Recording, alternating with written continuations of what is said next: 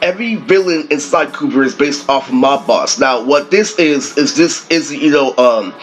theoretical video. Literally, there are actual Mob Bosses in real life, each and every one of them. Every one of these colored, stuffed animals, or, representing, Mob Boss strategy in real life, including John Bassan, and his is the strongest where it comes to in and out. Now, what I'm going to do is I'm going to be breaking down each Sly Cooper villain where it comes to mob chains, like specifically Rajan, how he controls the spice and industrial, all the way to Arpeggio, who is controlling industrial flight trains. But first we gotta recognize the Sly 1 villains before we get to the Sly 2, because Raleigh is the most expensive if you do all your research legally, but it doesn't have the best interior.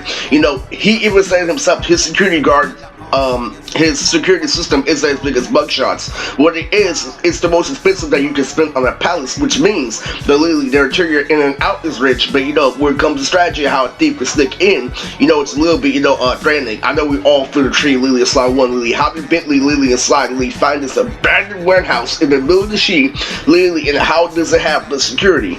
It's a way for convalescents to hack. The Mugshot's a little bit more, tough. Because Riley's work is kind of ghetto, Lily, in and out, and Mugshot's, Lily, is kind of bolder in and out where it comes to certain things. Like the guards are more important.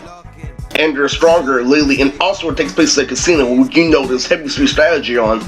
Ruby actually controls, the actual jutsu that Lily, Sonny used to fall for, Lily, back where you used to put your toenails, Lily, and fucking film on shit. But anyway, Lily, let's get on, Lily, to our first one that is on this list. That is Dimitri.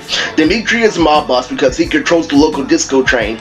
Along with other associates, he's a very, good mob boss, being able to print money. If you're a nightclub owner, that means you know how to talk to people. That means you know how to negotiate with people. Dimitri has a lot of friends, Lily. He is, a pimp in and out. One thing I'm wondering, if the cigarette caused me lung cancer. Makes Dimitri's, train so smooth, Lily, is the way he negotiates is within the mob train, but going out in order to get what he wants. After all, he is Picasso. It's very similar to the street strategy I use. I know that, a lot of rappers, a lot of people and gangsters are trapped in prison, so I'm going to take a piece of what you can do, the part that affects matter, but I'm going to apply it to my art. This one is, very in and out intricate. Because if you know the Navy, if he would strategize, his strategy correctly, he could have got Sly Cooper overseas. That's charismatic as a U.S. vet.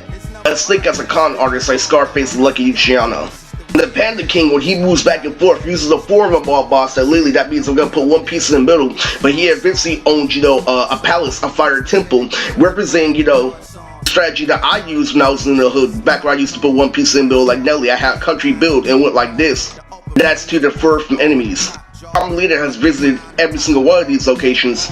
But the truth behind, Dimitri is he's very secretive. He keeps secret from other mob bosses. Particularly pertains to himself. As you can see, he has a sense of humor.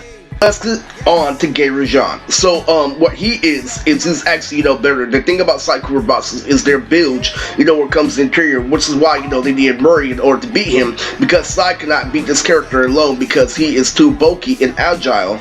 However, there are certain aspects of Rajan's, base that is better than John Bassan's. First off, he has rhinos, and what they are is that they're a stalky build in order, to kick out a general situation. He's very specific, especially with the monkeys. What his mob class is for distract, literally attract, and destroy, just like the military. Where it is a strategy in order to defer for, common criminals in order to have your own guide. He has two locations. His strategy is to be odd to the naked eye, to be all and out where it comes to riches, protecting riches and integrity. Like I said in the Ja Rule video earlier. That's the best strategy. Number two to Bassan, because what it does is it not only allows you to get your own palace, but get you unique things that no other mob boss can get, which makes you irresistible to mirrors, woman, so you can maintain consistency with quality. Now on to John Bassan. What John Bassan, the only reason why it's stronger than Rajan is because it's built on pure muscle specifically.